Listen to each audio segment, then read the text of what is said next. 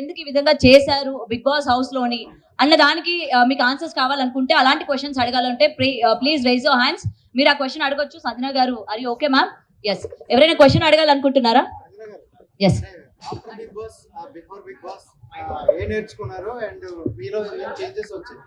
నేను ఆల్రెడీ చాలా ఒక డౌన్ టు ఎర్త్ పర్సనే.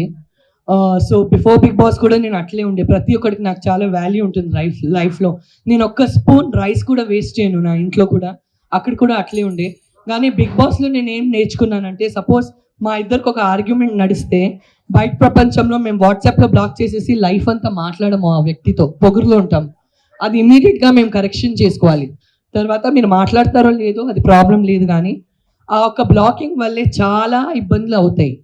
వాళ్ళు పోయేసి 1000 మందితో మా గురించి మాట్లాడతారు, మేము పోయేసి మా బాధ చెప్పుకుంటాము. చాలా కాంప్లికేటెడ్ అయిపోతుంది లైఫ్ని కాంప్లికేట్ చేయకండి. లైఫ్ చాలా చిన్నది, సంతోషంగా బ్రతకండి. ఎవరితో అయినా ఆడ తేడా జరిగితే అప్పుడే అది చదువుకోనండి అనేసి నేను లెర్న్ చేస్తూనే చాలా బిగ్ లెసన్. బాండింగ్ అని మీరు అనుకోకపోయినా బెస్ట్ బాండింగ్ తోనే బయటకు వచ్చారు. బట్ అలాంటి బాండింగ్ చాలా ఉందా? బర్నీ గారి బాండింగ్ వల్ల ఎక్కువ ఎఫెక్ట్ పడింది అన్నారు. సో అది ఏం చెప్తారు బాండింగ్ గురించి? కంప్లీట్ సీజన్ 9 నేను చాలా లక్కీ అండి, నాకు ఇమాన్యుల్ లాంటి ఒక అబ్బాయి దొరికాడనేసి. నిజంగా ఆ హౌస్లో తన మనసు చాలా మంచిది. గేమ్లో టాస్క్ పెట్టినప్పుడు మాకు డిఫరెన్సెస్ వస్తాయి, అదే కదా ఆట అంటే. కానీ అట్లాంటి ఒక వ్యక్తి వచ్చేసి నేను నిజంగా 4th వీక్కి నేను అయిపోయాను అని అనుకున్నా. ఎందుకంటే నాకు అలారిక్ నా అబ్బాయి వచ్చేసి, నా అమ్మాయి గురించి నాకు టెన్షన్ లేదు, ఎందుకంటే షీ వాజ్ 5.5 months, ఇప్పుడు తను 9 months ఉంది. సో తనకు తెలియదు నేను పోయాను అనేసి. నా మరదలు తనకి చాలా బాగా చూసుకుంటారు. కానీ నా అబ్బాయి వచ్చేసి తనకు ఆల్రెడీ తెలుసు, మమ్మీ అనేది ఇది నా మమ్మీ, నేను మమ్మీ లేకుండా ఉండను, మమ్మీ కూడా తను లేకుండా ఉండదు. నాకు నా అబ్బాయి ఇక్కడే పెట్టుకుంటాను నా నడుము దగ్గర తన్ని. సో నాకు తను లేకుండేసరికి నా వల్ల కావట్లేదు, ఇంకా దేవుడా ఇంకా ఇక్కడ 11 weeks ఎట్లా బ్రతకాలనేసి నేను ఏడుస్తూ కూర్చున్నా. టాస్క్లు బాగా చేస్తున్నాను, లేస్తే డాన్స్ చేస్తున్నాను, ఎందుకంటే ఒక బాధ్యత ఉంది. మేము నేషనల్ టెలివిజన్లో ఉన్నాము. నేషనల్ టెలివిజన్లో ప్రతి ఒక్క లేడీస్ చూస్తే ఇట్లుండాలిరా అనేసి అనుకోవాలి. ఇట్లా ఏడుస్తూ ఉండాలయ్యా, ఇది అసలు ఎనర్జీనే లేదనేసి నా గురించి ఆలోచించకూడదు. ఆ టైంలో వచ్చేసి నాకు ఒక ఎమోషనల్గా నా వైపు నించుకునే వ్యక్తి వచ్చేసి ఇమాన్యుల్. అండ్ బాండ్స్ అనేది ప్రతి ఒక్కరికి ఇంపార్టెంట్ అండి. ఇప్పుడు నేను కూడా ఒక ఆర్టిస్ట్, నేను మీ అందరి మీద అంత ప్రేమ పెట్టుకున్నాను, మీరందరూ నా మీద అంత ప్రేమ పెట్టుకున్నాను కాబట్టి మీరు ఇక్కడికి వచ్చారు. లైఫ్ అంటేనే బాండ్స్ కదా, బాండ్స్ లేకుండా ఏ వ్యక్తి బ్రతకలేం కదా.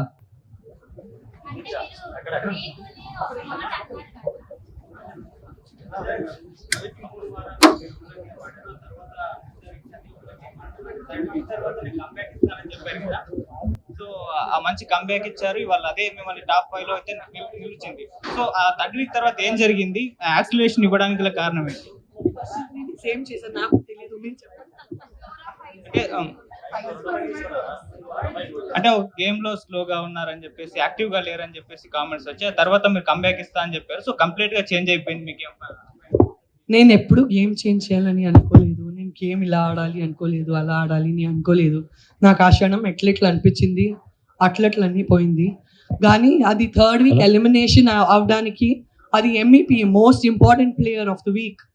అండ్ అందరికీ చికాక్ ఇస్తుండే ప్లేయర్. అంటే నేను కామెడీ చేస్తున్నాను కానీ వాళ్ళు చికాక్గా తీసుకుంటున్నారు. అందరికీ ఇరిటేట్ చేస్తున్న ప్లేయర్ని ఎలిమినేట్ చేశారు. So I was doing it for fun, I was enjoying my self. నేను ఇంట్లో కూడా చాలా అల్లరిగా ఉంటాను. అండ్ లైఫ్ చిన్నది, నవ్వి ఉండాలి, సతాయించాలి, అట్లా ఫన్ కోసం జుట్టు పీకాలి, బుగ్గలు గిల్లాలి, నాకు అవన్నీ చేయడం ఇష్టం. సో నేను అట్లా చేస్తే వాళ్ళు ఇబ్బంది పెడితే ఐ డోంట్ హ్యావ్ అది నా పర్సనాలిటీ. సో తనుజ గారి గురించి చాలా బాగా ఆడారు. తను అందరూ కష్టపడామండి, టాప్ 5లో ఉండేవాళ్ళు బాగా కష్టపడాము. ఎవరికైనా డబ్బులు వస్తే బాగా అనిపించదా? సంజన గారు, నాకు వచ్చి ఉంటే చాలా బాగుండే అనేసి నాకు అనిపిస్తుంది. సంజన గారు, బయట మీ ఫ్యాన్స్, మీ పిఆర్ కూడా చాలా వర్క్ చేశారు. అండ్ ఒక ఇన్సిడెంట్ జరిగింది, ఆదిరెడ్డి గారికి మీ ఫ్యాన్స్ కావచ్చు, పిఆర్ కావచ్చు వార్నింగ్ ఇస్తూ ఒక లెటర్ కూడా రిలీజ్ చేశారు. మీరు బిగ్ బాస్ హౌస్ లో ఉన్నారు కాబట్టి అది మీ దృష్టికి వచ్చిందా? దాన్ని మీరు ఏ విధంగా చూస్తారు? నాకు ఏమీ దృష్టికి రాలేదు. నేను బయటకు వచ్చేసి నా ఇన్స్టాగ్రామ్లో చూస్తే ఎందుకయ్యా గోళాలు పెట్టుకుంటున్నారు, ఆర్కైవ్ చేయండి, అది తీయండి, అది మాకు ఎవరు శత్రువులు వద్దు, అందరూ మా పరంగా ఉండని, మా పరంగా లేదంటే కూడా వాళ్ళ ఇంట్లో బాగుండని తీయండి ఈ లెటర్లన్నీ ఏం చేస్తున్నా ఇన్స్టాగ్రామ్లో. నాకు తెలియక ఇవన్నీ ఏం జరిగింది అనేసి తల కొట్టుకున్నా. బికాస్ మేము ఒక్కరి విరుద్ధంగా పోతే తన మొత్తం తనకు ఒక 10 పీపుల్ ఉంటారు. తను నా విరుద్ధంగా వస్తే నాకు 10 మంది ఫ్యాన్స్, నాకు 10,000 10 లక్షల ఫ్యాన్స్ ఉంటారు. వీళ్ళు గొడవ ఆళ్ళ గొడవ, ఎందుకయ్యా గొడవలు? ఉండే గొడవలు సరిపోలేదా బిగ్ బాస్లో? జుట్టు సగం వెళ్ళిపోయిందండి, ఓన్లీ సగమే ఉంది తల మీద. నాకు ఎవరిని ఛాలెంజ్ చేయాలని నాకు ఇష్టం లేదు.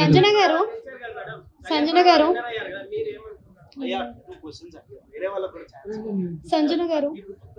హలో మేడం, ఇక్కడ సంజన గారు, బిఫోర్ కూడా మీకు ఈ ఆపర్చునిటీ వచ్చింది కదా, అంటే బిగ్ బాస్ ఛాన్స్ అనేది హిందీలో కూడా. సో మీరేం అబ్జర్వ్ చేశారు? చేంజెస్ ఏమైనా వచ్చాయా ఆఫ్టర్ బిగ్ బాస్ కానీ, అదర్ లాంగ్వేజెస్ బిగ్ బాస్ కానీ, ఇప్పుడున్న బిగ్ బాస్ కానీ, మీ లైఫ్ లో వచ్చిన చేంజెస్ ఏంటి అసలు? ముజ్సే షాదీ కరోగి అనే ఒక షో చేశాను నేను హిందీలో. అది బిగ్ బాస్ కాదు, అది అసలు బిగ్ బాస్ కాదు, ఫార్మాట్ కంప్లీట్లీ డిఫరెంట్.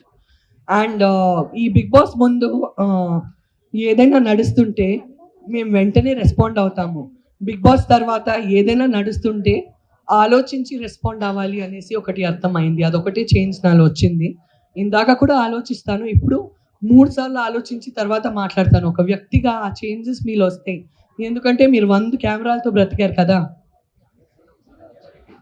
మీరు 100 కెమెరాస్తో బ్రతికి వచ్చారు కదా. సో ఇందాక లైఫ్లో ఒక్కసారి ఆలోచించి మాట్లాడతాను, ఇప్పుడు 3 సార్లు ఆలోచించి తర్వాత మాట్లాడే ఒక పరిస్థితి. బ్రెయిన్ అట్లా ట్యూన్ అయిపోయింది. తెలుసో తెలియక మా మైండ్ అట్లా ట్యూన్ అయిపోతుంది, ఇంకా బాధ్యత వచ్చేస్తుంది. సంజన గారు, ఫస్ట్ ఆఫ్ ఆల్ కంగ్రాచులేషన్స్ అండి టాప్ 5లో ఉన్నందుకు. సో అంటే రీతుని ఒక ఆడపిల్లని ఆ మాట అనడం కరెక్టేని అంటారా? అంటే రెగ్రెట్ మీరు ఫీల్ కూడా అవ్వలేదు, కావాలంటే హౌస్లో నుంచి బయటికి కూడా వెళ్ళిపోతాను కానీ నేనైతే సారీ చెప్పను అన్నారు. అంటే ఎందుకని ఇట్లాగా మీరు ఇలా ఉన్నారు? ఆ సిచ్యువేషన్ అట్లా వచ్చిందమ్మా. కానీ నేను రీతు వచ్చేసి దాని తర్వాత మాట్లాడుకున్నాము. రీతు కూడా నాకు 1000 మాటలు చెప్పింది, నేను కూడా తనకి చెప్పాను. ఆ హౌస్లో ఉండేసరికి మేమే ఉన్నాం కదా. సో ఫైట్స్ నడవడం సహజం. నువ్వు మేము ఫైట్స్ చేయలేదంటే మీ షో చూస్తారా? రాకెట్ లాగా జుమ్ అని పోయింది కదా నా గుడ్డు వలే. నాకు తెలీదు నేను గుడ్డు తిన్నానా, అక్కడ మర్డర్ చేశానా, నాకు ఎంత బాధ పెట్టారు తెలుసా? ఒక్క గుడ్డు కథ ఎక్కడి నుంచి ఎక్కడ పోయిందనేసి ఊహించుకోలేదు నేను. సో ఆ హౌస్లో అవన్నీ సహజం. కానీ నేను ఈ గొడవల కంటే ఒక మనిషిని చాలా వాల్యూ చేస్తానండి. ఇవాళ ఒక 3.5 months మేమందరూ జతగా బ్రతికి వచ్చామంటే ఎక్కడో నాకు ఆ అమ్మాయి అంటే చాలా సాఫ్ట్ కార్నర్ ఉంది, ఆ అమ్మాయికి కూడా నాకు సాఫ్ట్ కార్నర్ ఉంది. నేను రిలేషన్షిప్ని ఇంకా గౌరవిస్తాను, నేను తన్ని ఇంకా గౌరవిస్తాను. తను నాతో లైఫ్లో ఎప్పుడు రీతు నాతో ఫ్రెండ్గా ఉండాలని నేను గౌరవిస్తాను. ఆ హౌస్లో ఏం చేస్తామండి, అసలు ఫోన్ లేదు, ఫ్యామిలీ లేదు, హోమ్ సిక్ ఉన్నాము. నామినేషన్స్ రోజు వస్తే నేను అసలు ఎందుకు నామినేషన్స్లో పోయి కూర్చోవాలి, నేను నన్నే పోయేసి బాత్రూంలో లాక్ చేపించి అయ్యో ఈ ఒక్కరోజు నేను రాను బయటికి, నాకు నామినేషన్స్ అంటే ఇష్టం లేదు. నాకు నామినేషన్స్ అంటే నేను అది నామినేషన్స్ లాగా తీసుకోలేను, నేను అన్ని హార్ట్కి తీసుకుంటాను. అది నా ప్రాబ్లం, నేను హార్ట్కి తీసుకుంటాను, నేను అంత లైట్ తీసుకోలేను. అది బికాజ్ నేను ఇమోషనల్ పర్సన్. సో అవన్నీ ఇమోషన్స్లో అవుతాయండి. కానీ నాకు రీతు అంటే ఇప్పుడు కూడా అలారిక్తో 100 వీడియో కాల్స్, అలారిక్కి అందరికంటే ఇష్టమైన కంటెస్టెంట్ వచ్చి అలారిక్ హౌస్ లోపల వస్తే తను రీతుతోనే ఆడాడు. సో ప్రతిరోజు అలారిక్ వచ్చేసి రీతుకి ఫోన్ చేయి అనేసి వాళ్ళిద్దరు వీడియో కాల్లో ఉంటారు. నాకు ఆ రిలేషన్షిప్ నా హార్ట్కి చాలా దగ్గర, అది చాలా ఇంపార్టెంట్.